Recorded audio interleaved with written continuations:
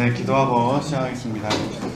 은혜가 풍성하신 하나님, 참으로 감사를 드립니다. 주의 이름으로 저희들이 함께 모였습니다. 이 시간을 붙들어 주옵시고 저희들에게 필요한 말씀과 필요한 생명을 공급하여 주셔서 날마다 주의 생명으로 사는 복된 삶이 될 수 있도록 은혜 베풀어 주시옵소서. 저희들이 나로 살지 아니하고 나를 위해 살지 아니하고 주님으로 살며 주님을 위해 사는 자가 되기 위하여 또다시 함께 모였사오니 저희들에게 깨달음을 더하여 주옵시고 저희들에게 실제를 더하여 주셔서 주님 오시는 그날까지 저희들이 나로 살지 아니하고 주님으로 사는 복된 영성인이 될 수 있도록 복 내려 주시옵소서. 예수님의 이름으로 감사하며 기도드립니다. 아멘. 네, 우리 책으로는 24쪽 밑에서 5번째 줄부터 보도록 하겠습니다. 밑에서 맞죠? 밑에서 5번째 줄. 네. 밑에서 5번째 줄. 제가 읽어가면서 설명하겠습니다. 봄과 여름 그리고 가을까지도 나무는 자신을 치장하고 아름답게 하는데 모든 에너지를 소비한다. 하지만 그것은 나무의 생명을 소비하고 줄기의 가장 깊은 곳과 뿌리에 있는 생명력을 소모하는 대가를 치른다. 이런 나무가 생존하며 번성하기 위해서 겨울은 반드시 말하는 거죠. 있어야 할 계절이다. 그래서 약간 잘 아시는 부분이니까 이걸 우리에게 적용하면 이렇게 하시면 됩니다. 하나님께서 당신의 은혜, 하나님의 은혜시잖아요. 하나님의 은혜를 풍성하게 주시든 풍성히 주시든 아니면 하나님의 경륜 안에서 당신의 은혜를 제한하시든 좀 하나님의 주권이잖아요. 그러니까 하나님의 주권이 우리에게 풍성히 주신 풍성함으로 나타나든 아니면 하나님의 은혜를 제한하셔서 우리 마음속에 메마름으로 찾아오든 그죠? 저희들은 하나님의 은혜가 풍성한 경우를 상승이라 부르기로 했고 하나님께서 은혜를 제한하셔가지고 우리를 메마르게 하면은 하강이라 부르겠잖아요. 어쨌든 상승과 하강은 결과적으로 봐서는 하나님께서 저나 우리 지체들을 하여금 주님께 더 가까이 다가가게 하는 방법이다라고 꼭 믿음으로 받아주셨으면 좋겠습니다. 주님께 더 가까이 나가도록 하는 방법이라는 거. 이게 상승하면 상승하는 대로 더 가까이 가는 것이고 하강하면요. 하강은 나름대로 더 가까이 가겠죠. 단지 이제 우리가 각 사람의 특징이 있어서 어떤 분들은 상승할 때 2걸음 가고 하강할 때 1걸음 가신 분 있을 것이고 어떤 분들은 반대로 상승할 때 1걸음 가시고 하강할 때 2걸음 가신 분도 계시겠죠. 우리가 사람이 성향이 다 다르기 때문에 교과서적인 답으로 하면 상승할 때는 1칸, 하강할 때는 2칸 이래야 되는데 그렇죠.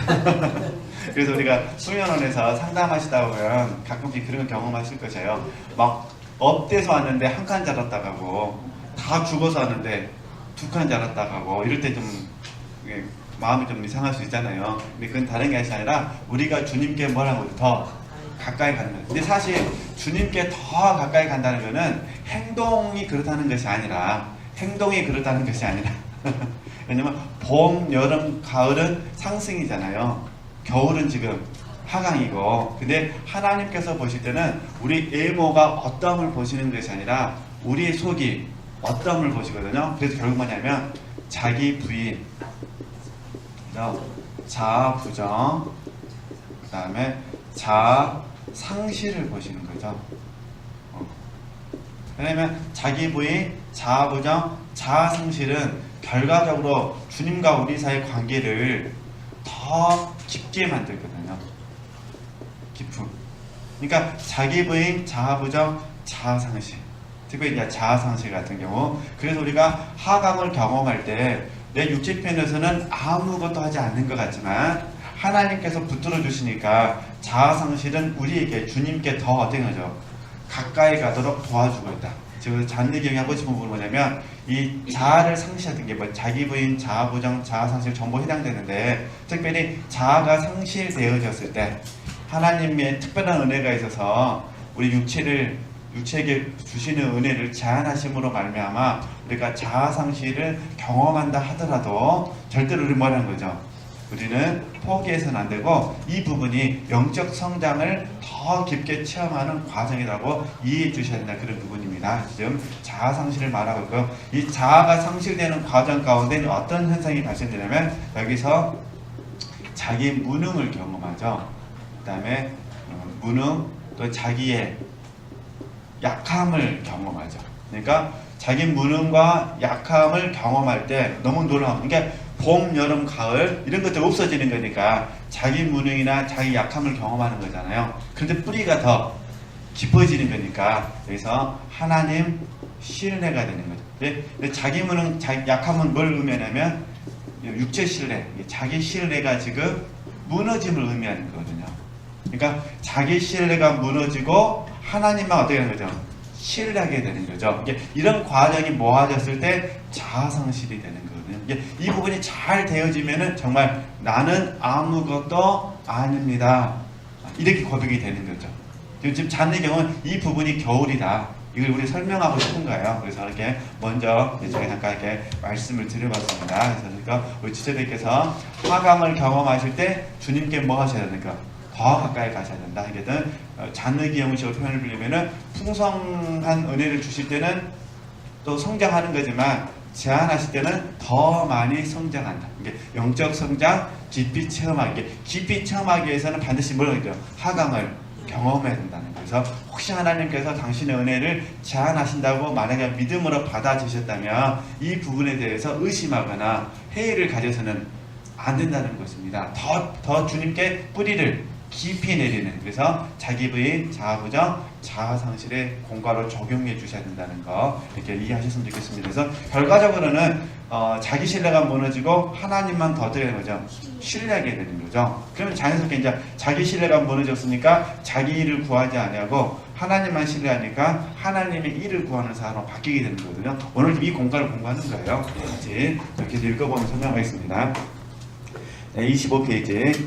아름다운 품성이 예면에서 완전히 사라질 때는 선천적인 결함들을 더욱 두드러지게 겉으로 드러내놓고 그리스도인의 내면으로 깊이 함몰해 버린다.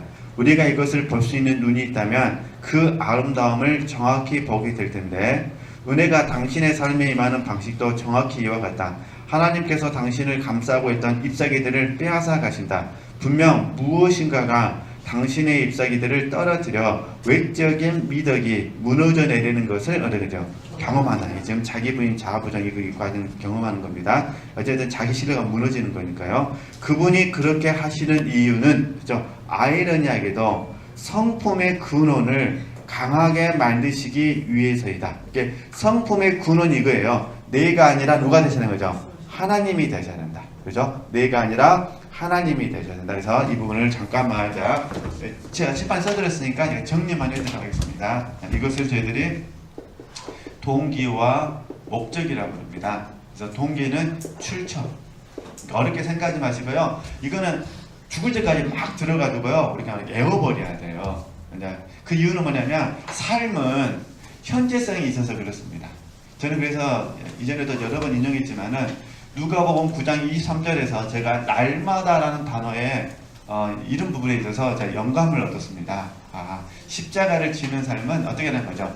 날마다. 그러니까 자기를 부인하고 날마다 제 십자가를 지고 주님을 쫓는 겁니다. 그 날마다에 이경 목사님께서는 일마다를 집어넣으셨고 잔느경은 순간마다를 집어넣으셨고 네, 너무 잔혹하지만 그래도 우리가 사실이니까 받아들이지 않겠습니까? 그래서 어렵게 생각하지 마시고요. 동기라는 건 그냥 간단하게 이렇게 생각하시면 돼요. 그 출처, 근원이 나에게서 나왔느냐 아니면 하나님에게서 나왔느냐를 보시는 거예요. 그러니까 나에게서 나왔느냐 아니면 하나님에게서 나왔느냐. 목적은 어떻게 될까요? 나를 위하냐 하나님을 위하냐, 이게 되는 거죠. 근데 이제 우리의 삶은 우리가 육체가 있어서 참 우리 육체가 굉장히 오묘하다 보니까, 예를 들어서 처음에 이제 나에게서 나오지 않냐고 하나님에게서 나왔습니다. 그렇다 하더라도 진행되어지는 과정 가운데서는 하나님을 위하는 것이 아니라 나를 이해할 수가 있습니다. 그래서 이제 사도 바울 편을 보면은 성령으로 시작했다가 뭐라 그러죠? 육체로 마치는 경우입니다. 이건 무슨 말이냐면은 성령으로 시작했다가, 이래서 기도를 예를 들면 성령으로 기도를 했는데 하는 과정 가운데 어떻게 된 거죠? 성령은 간대가 없고 육체로 기도하는 거예요. 이렇게 쉽게 말하면 이런 표현이에요. 우리가 그래서 교회에서 좋은 행사가 있어서 성령께서 감동을 주셔가지고 했습니다. 그래서 시작은 성령으로 했습니다. 좋은 일을 한 거야. 하다 보니까 어려움이 찾아오거나 하다 보니까 생각이 다르다 보면 어떻습니까? 성령은 간대없고 각자의 자아가 개입이 되어버릴 수가 있잖아요. 그러면 성령으로 시작했다가 어떻게 끝나요 지금? 끝날 때는 육체로 끝나는 거죠. 집에 가야 되니까. 집에 돌아갈 때 성령으로 끝나신 분들은 기쁨으로 돌아가실 것이고, 육체로 끝나신 분들은요, 뭔지는 모르지만 찜찜하게 돌아가시고 성령으로 시작하다가 육체로 끝나는. 근데 우리가 이 부분을 날마다, 저도 그렇고 우리 지체들도 경험하는데, 제가 깨달은 바에 의하면은 하나님께서는 저에게나 우리 지체들에게 실전을 통해서 배우기를 원하시더라. 실전을 통해서. 이해되시죠? 그러니까 단순히 깨달음을 통해서 배우는 것이 아니라 실전을 통해서 배우는데, 저는 그래서 이 공과를 빌립보서, 잘 아시는 말씀인데 빌립보서 3장 19절에서 22절 말씀을, 죄송합니다, 2장 빌립보서 2장 19절에서 22절 말씀을 중심으로 해서 깨달았습니다. 여기 이제 뭐가 나오냐면 사도 바울이 디모데를 추천하면서, 디모데는 자기와 함께 연단을 받았다고 말합니다. 자기와 함께 연단을 받았다. 이 연단이란 무슨 말입니까? 실전을 통해서 어떤 거죠? 배웠다는 거잖아요. 그죠? 실전을 통해서 배운 겁니다. 이게 연단이에요. 그래서 저는 이 부분을 보면서 결국 그러니까 사도 바울과 디모데는 실전을 통해서 연단되어서 배웠기 때문에 자기의 일을 구하지 아니하고 예수 그리스도의 일을 구하는 겁니다. 그죠? 그러니까 시작도 하나님이시고 목적도 하나님이시고 끝나는 것도 하나님이시고. 근데 우리가 만약에 실전을 통해서 배우지 못한다면 어떻게 될까요? 시작이 나인지 하나님인지 모를 것이고, 설사 하나님인지 알았다 하더라도 하나님으로 했다가 나를 위하다가 끝나는 거는 나로 끝나버리죠. 그잖아요. 나를 위하면 결국 나로 마치는 거죠. 그러잖아요. 하나님을 위하면 하나님으로 마치는 것이고. 그죠? 그러니까 이런 부분이 있다는 거 이해하시고, 그래서 우리는 단순히 이 짧은 문장이지만 이 문장을 통해서 우리도 사도 바울과 디모데처럼 실전, 연단을 통해서 내가 배우겠습니다 라고 소원을 들으셨으면 좋겠습니다. 자, 그러면 성품의 군어, 그러니까 우리 사람이 아니라 하나님이 되게끔 하시기 위해서 한다, 그런 부분입니다. 당신의 성품은 바닥부터 다시 세워진다. 영혼 깊숙한 곳에서 무언가가 계속해서 일을 한다. 영혼 깊숙이 계신 곳에서는 성령 하나님이 계시는 거잖아요. 그러니까 내 영 아주 깊은 곳에서 하나님의 가장 고결한 작업이 쉼없이 이루어지고 있다. 이 일은 당신을 향한 하나님의 뭐라는 거죠? 순결한 사랑이다. 이게 지금 이 부분을 좀 우리가 로마서 말씀을 적용하면은 로마서 8장 26절에서 30절이니까 이 부분 말씀을 적용하시면 됩니다. 쉽게 말해서 성령 하나님께서 저와 여러분이 연약하게 할 수 없는 부분까지 어떻게 하시는 거죠? 마음 깊은 곳에서 하고 계신다, 그런 부분입니다. 그리고 이런 과정 가운데 우리 들려주신 얘기가 뭐냐면 합력하여 하나님께서는 선을 이루신다, 이렇게 되는 거거든요. 그러니까 성령 하나님께서 저와 여러분을 위하여 간구해 주시고, 또 로마서 8장에 가면은 예수님께서도 저와 여러분을 위하여 간구해 주시고, 친히 간구해 주시고, 그 과정 가운데 뭐냐면 합력하여 선을 이루시는데, 이 선이 뭐냐? 예수 그리스도의 형상을 우리가 본받는 것, 이루는 것이라는 것. 그죠? 예수님의 형상을 이루는 것입니다. 네, 이렇게 이해를 하시면 되실 것 같습니다. 이렇게. 그리고 이제 다 배우셨지만은 로마서 8장 12절에서 14절 말씀, 특별히 14절 말씀에 그러잖아요. 하나님의 영, 성령으로 인도함을 받는 그들은 곧 하나님의 아들이라 그러잖아요. 그러니까 이 부분은 뭐냐면 우리 존재론적인 면에서도 아들이지만 상태의 면에서도 뭐라는 거죠?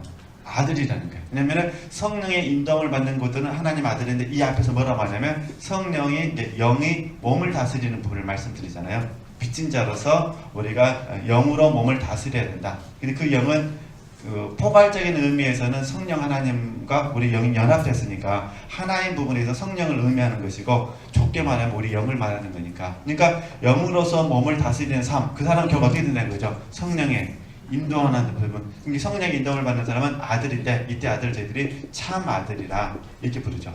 참 아들은 어떻게 되느냐? 로마서 8장 27절 말씀 적용하면은 맏형이신 예수 그리스도가 되는 거죠. 이게 하나님께서 합력하여 선을 이루시고 계시다 이 부분이거든요. 그러니까 이렇게 그래서 우리는 이게 믿음은 바라는 것들의 실상이요 보지 못하는 것들의 증거이기 때문에 이게 믿음 안에 우리 것이 돼야 됩니다.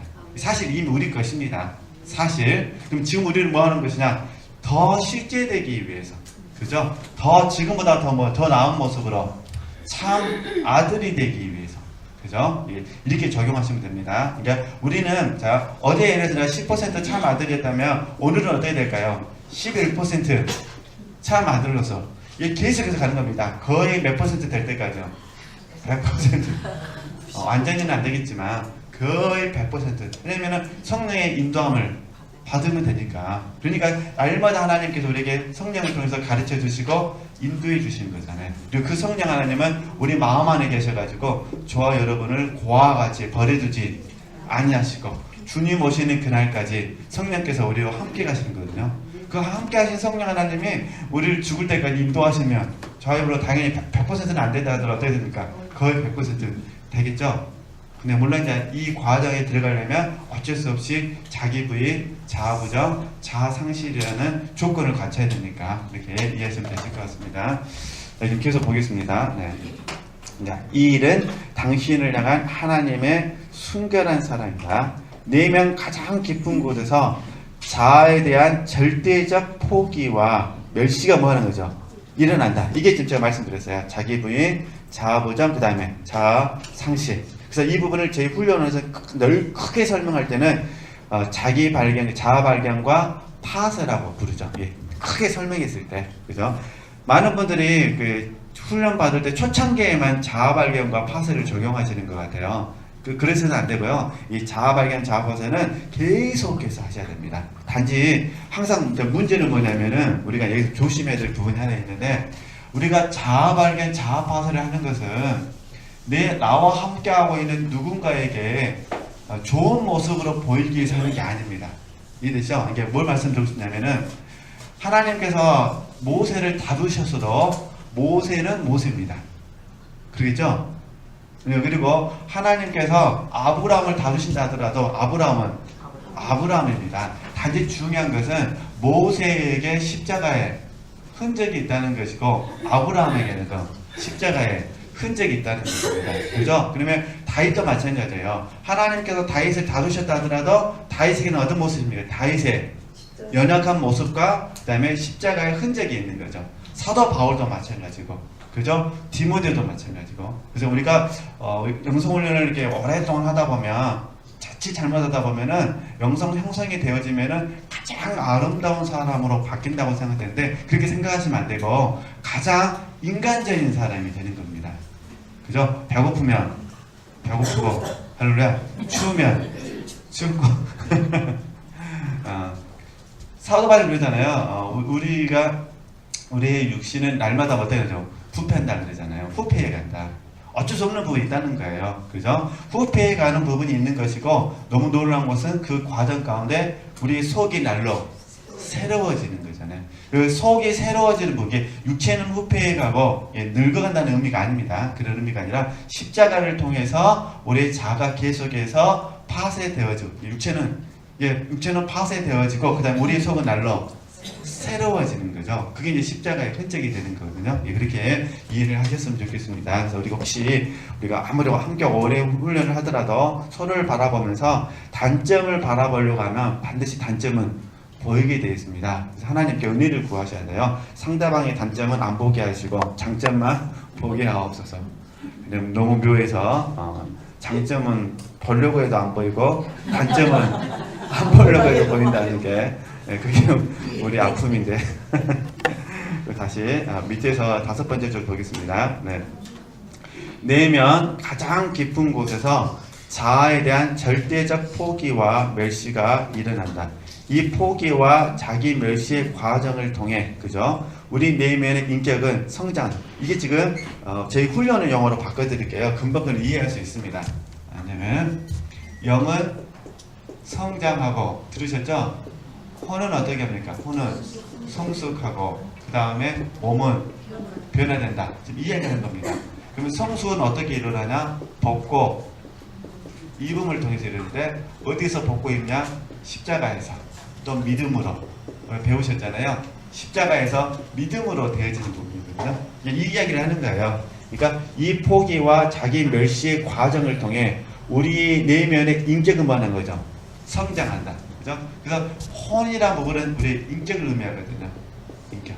그러니까 인격이 예수 그리스도의 성품으로 덧입는 것. 이게 이제 성숙이 되는 거죠. 문제는 벗고 입음이 얼마만큼 빠르느냐의 문제죠. 이게 쉽게 말해서 벗고 입는 이 과정이 얼마나 예수님의 표현을 빌리면은 뱀처럼 지혜롭고 비둘기처럼 순결하냐, 이 문제가 있는 거죠. 벗고 입는다는 부분이. 그죠? 그러니까 이래서 벗고 입는 부분이 1초 만에 되어진 사람하고 한 달 만에 되어진 사람하고는 차이가 있지 않겠습니까? 그리고 지혜롭게 벗고 입음을 잘하는 사람이 있을 것이고, 그러잖아요. 지혜롭지 못한 분이 있을 것이고, 또 비둘기처럼 순결했는데 순결하지 못한 분도 있을 것이고, 어차피 이 혼의 인격은 내가 처해 있는 사람, 또 하여튼 나를 포함해서 나와 함께하고 있는 사람, 나와 함께하고 있는 사람, 그 다음에 나의 환경과 조건, 또 이런 부분에 의해서 혼의 성숙은 결정이 나거든요.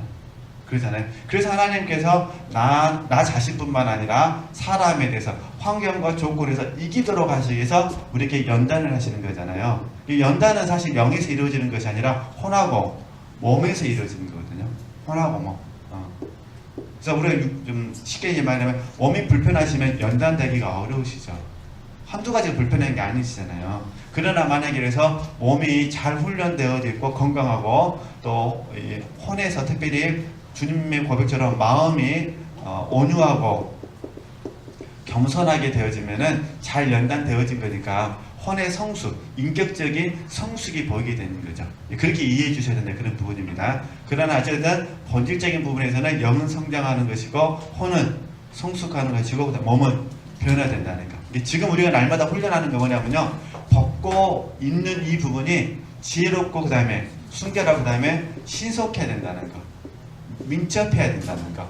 이 훈련을 우리가 계속하고 있는 거예요. 만약에 영의 성장이 없는 상태에서 혼만 하게 되면 이게 이제 위선이 되고 가식이 되는 거죠. 그러나 영으로서 몸을 다스리는 차원에 있어서 우리가 벗고 이 부분에 대해서 잘 하신다면 어떻게 될까요? 잘 하신다면 그러면 이제 인격적인 부분에 있어서 점점 우리가 그냥 그 모습까지도 고상하게 되는 거죠. 이렇게 막 적용할 수 잘 해주셨으면 좋겠습니다.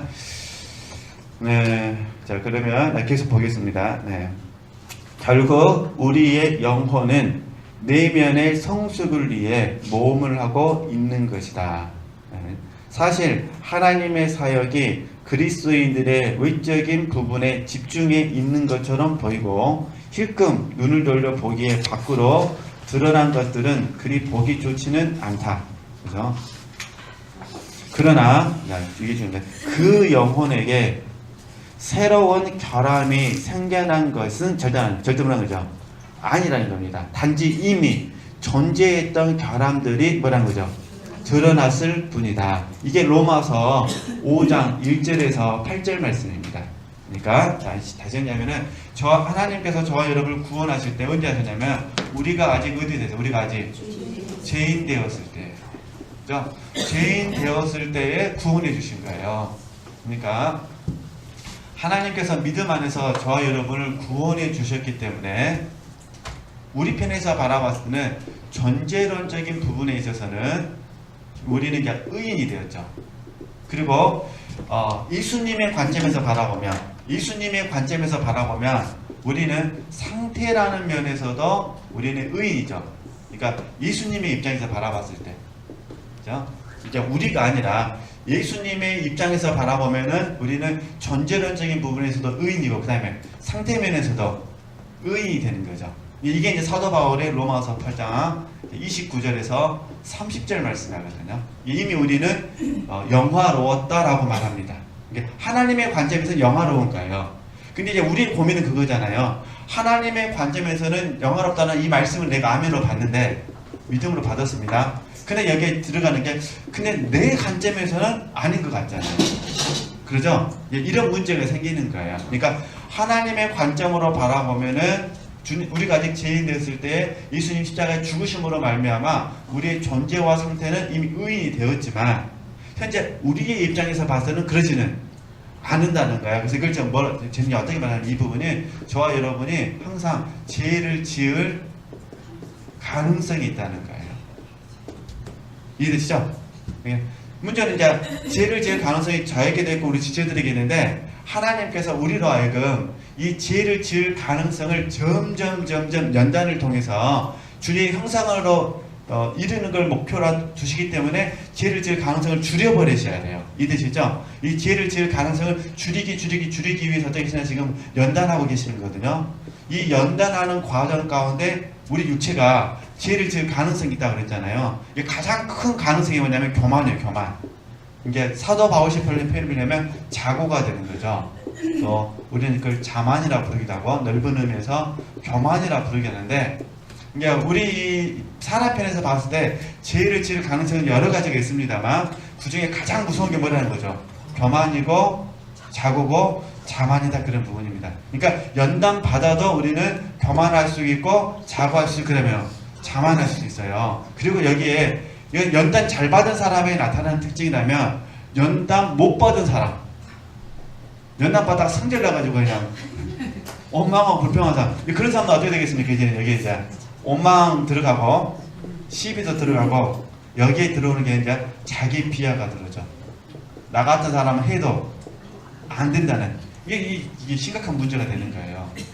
그러니까 예수님 안에서 믿음으로 합의했을 때 예수님 안에서 바라보면 우리는 문제가 없어요. 우리는 존재도 의인이고 상태도 의인. 왜냐하면 하나님 형상으로 회복시켜 주셨으니까. 그러나 항상 우리는 죄를 지을 가능성이 있어가지고 아차하면 어떻게 되는 거죠? 연단 잘 받은 사람에게는 교만이나 자고나 자만이 생기고, 연단 못 받은 사람에게는요 원망이나 시비나 자기 비하가 생기죠.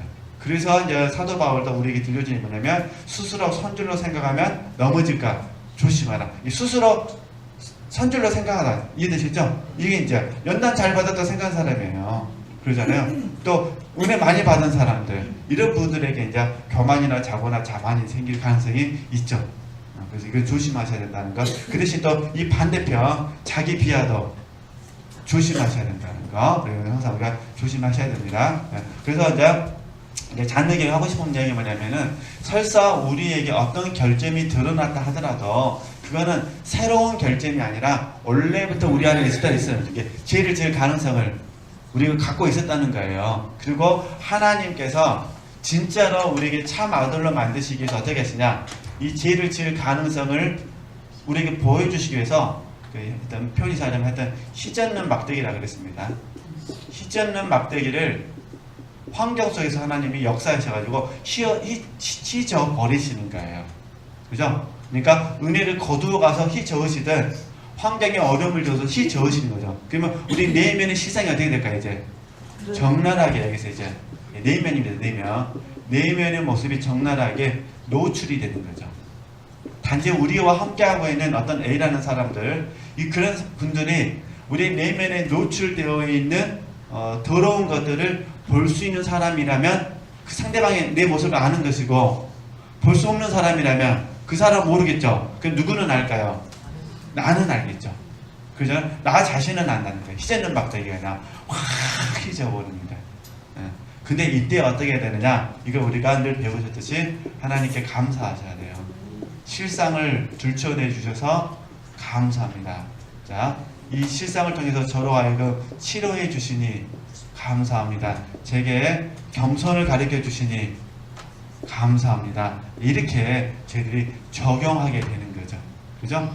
그러니까 이렇게 이해해 주셨으면 좋겠습니다. 그리고 특별히 친한 분들에게는 이제 이런 시전을 막대기가 찾아왔을 때 이 내면에 감추어진 이 부분들에 대해서 그냥 친한 분들에게는 고백하는 게 제일 좋습니다. 그런 사람이 아닌 것처럼 말하려면 더 힘들어요. 차라리 먼 게 낫습니다. 고백하는 게 낫습니다.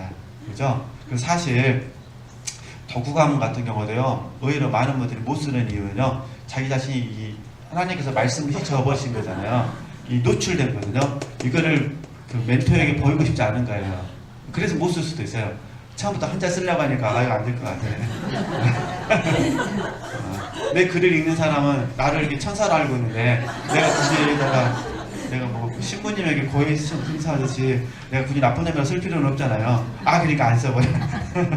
근데 사실 그렇게 돼서는 안 된다 그런 부분입니다. 그죠? 그러니까 어쨌든 다시 한번 볼까요? 네. 그래서 주로 이제 오래 훈련을 받다 보면, 특별히 진리 단계의 훈련을 받다 보면은 자기 실망이 많이 될 수도 있어요. 그래서 자기 실망은 절대 하시면 안 됩니다. 자기한테도 실망하셔도 안 되고요, 다른 사람에게 실망하셔도 안 됩니다. 다시 봐보세요. 그 영혼에게 새로운 결함이 생겨난 것이 절대 말한 거죠. 아니라는 거예요. 단지 이미 존재했던 결함들이 드러났을 뿐이라는 거예요. 그죠? 결함을 밖으로 드러내면서 점점 치유가 이루어지는 거예요. 그죠? 그래서 이 부분을 저희들이 들어가기 훈련, 나가기 훈련, 감사하기 훈련, 믿어드리 훈련을 통해서 치유가 되는 거거든요. 그래서 우리에게는 영적인 친구들이 있어야 돼요. 내 자신의 내면에 대해서 솔직하게 인정했을 때 그 부분에 대해서 들어주고 덮어주는 사람이 있어야 되는 거죠. 그래서 그걸 저희들이 멘토라고 부르거든요. 멘토. 그죠? 지금 이 책에서는 우리가 이제 이 멘토가 있고 치유하신다 있잖아요. 그러니까 하나님께서는 직접 우리에게 치유하셔도 되지만, 이상하게도 하나님께서는 그렇게 하긴 하시는데 사실 그것보다는 사람을 통해 치유하기를 더 원하시죠. 왜 그런지는 저도 잘 모르겠어요. 그냥 하나님께서는 만져주셔가지고 그냥 한 방에 다 치유하시면 되시는데, 그렇게 하지 아니하시고 직접 역사하셔서 치유하기도 하시지만, 내가 좋아하는 어떤 멘토들이나 내가 신뢰할 만한 멘토들이나 아니면 내 마음을 고백할 수 있는 영적인 친구들에게 고백함으로 말미암아, 인정하게 함으로 말미암아 이렇게 보통 나눈다 그러잖아요. 나눔을 통해서 그때 하나님이 어떻게 하시는 거죠? 같이 치유해 주시는 거죠. 그래서 어떤 면에서 봤을 때는 멘토는 치유 사역을 하고 있는 거예요.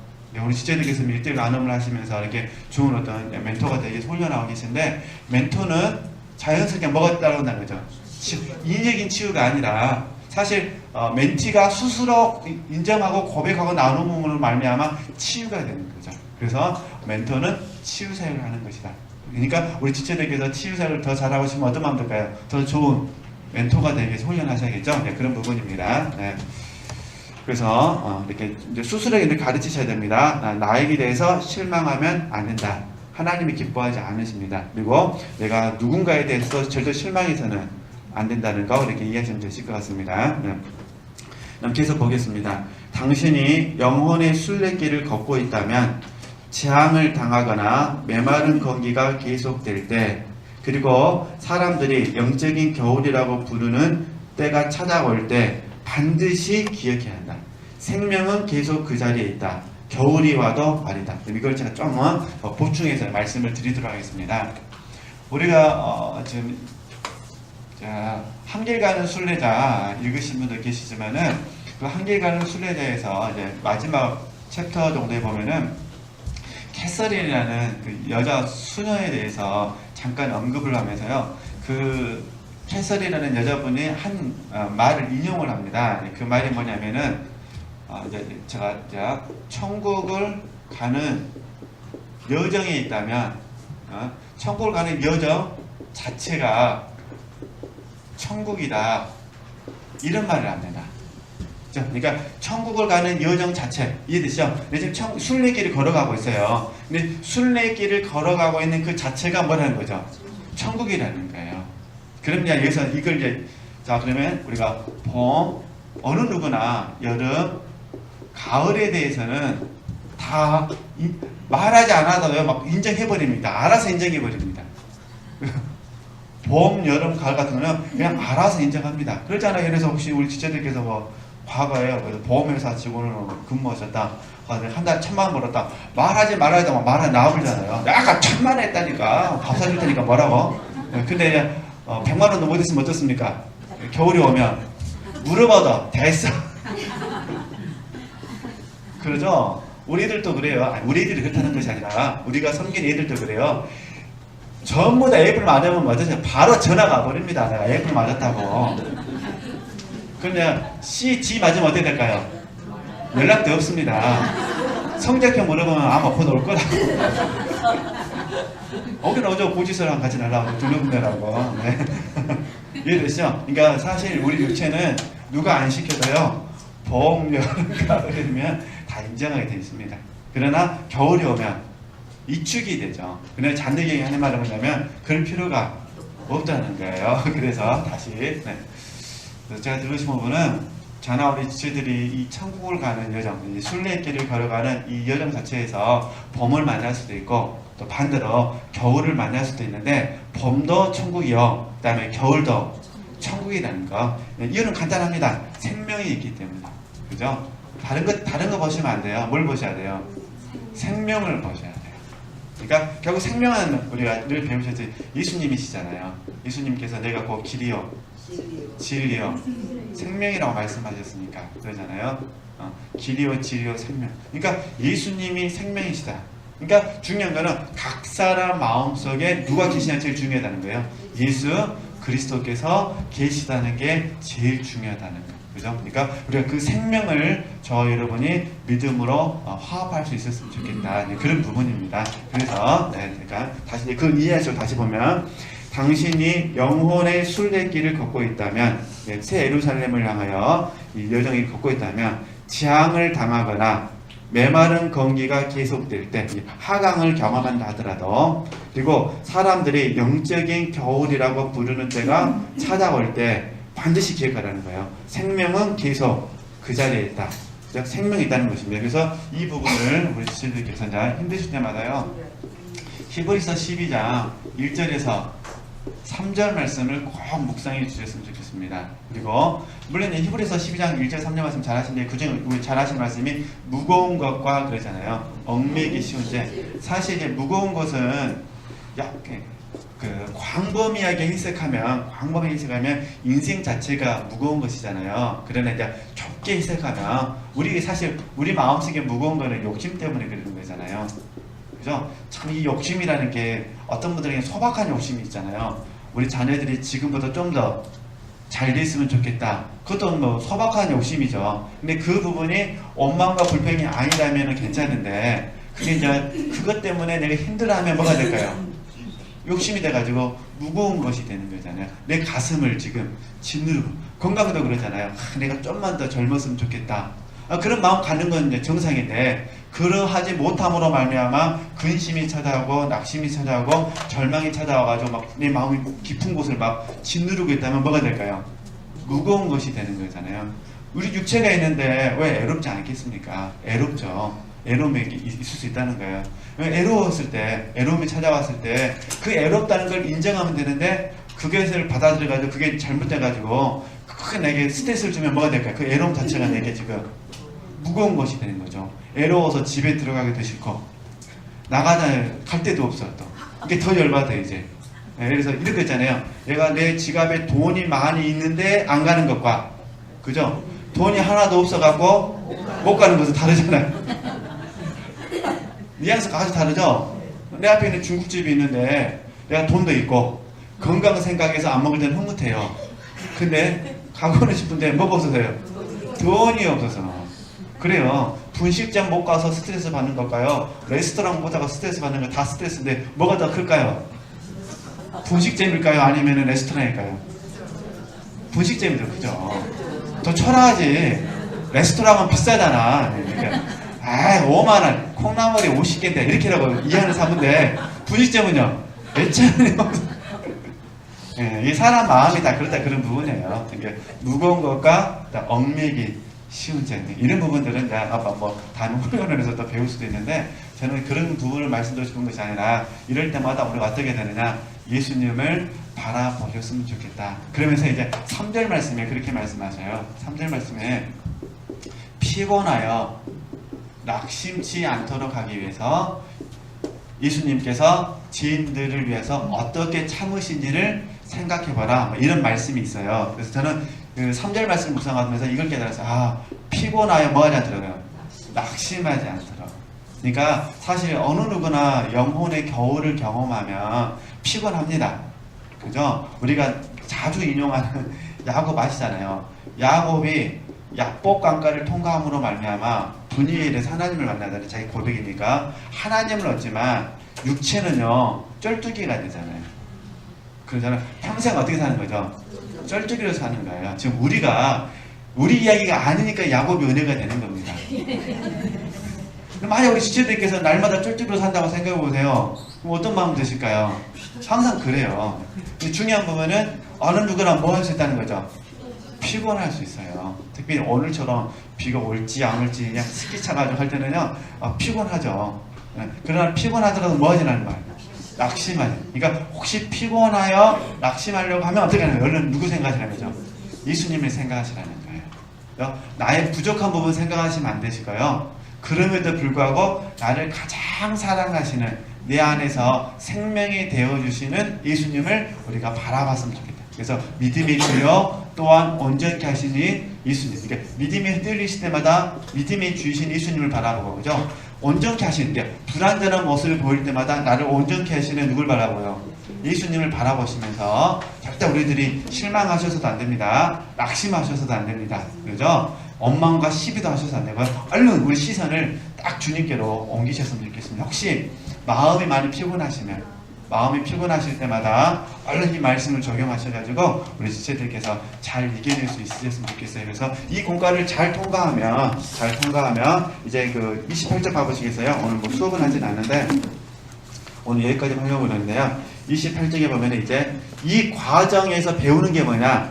고요히 머무르는 법을 배우라는 거예요. 그래서 자기 부인, 자아부정, 자아상실하는 과정 가운데 제가 지난주에 말씀드렸는데 그 과정에서 배우는 게 뭐냐? 내려놓음을 배우고 맡김을 배우고 그래서 그 다음에 의뢰를 배우고 이 부분은 다음 주에 좀 이렇게 말씀드리도록 하겠습니다. 전에 잠깐 말씀드렸기 때문에 이제 이 세 가지 공과를 배우면서 우리가 어떻게 된 거죠?